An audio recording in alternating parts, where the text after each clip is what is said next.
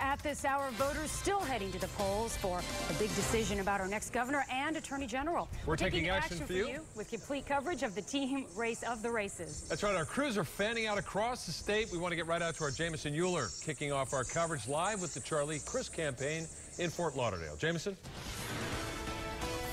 Yeah, Brendan and Linda, if all goes according to plan tonight, Charlie Crist will take that stage here at the Hyatt in Fort Lauderdale and accept the Democratic nomination for governor. It has been a busy day for Charlie Crist here in South Florida, where he is trying to make some major political inroads with Democrats, not only for his expected win tonight against challenger Nan Rich, but also against Governor Rick Scott come November.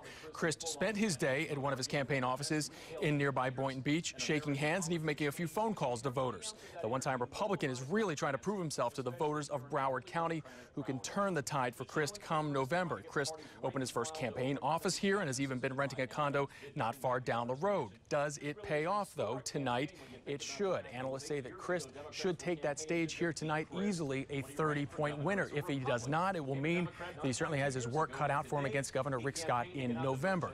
Speaking of Governor Rick Scott, my colleague Carson Chambers is live tonight in Tampa. She's been following the Rick Scott campaign, where Governor Scott has been doing things a little bit differently than Charlie Crist today. Carson? Right, not a very traditional primary day for Governor Scott. Instead of having a big set location and having a big party, he jumped around the state of Florida. He started in Orlando, came here to Tampa, went to Naples, and then ended up down in Miami this afternoon, trying to push voters out to polling stations like this one in South Tampa. Hey, Governor, how are you? Good. Not time before you go, huh?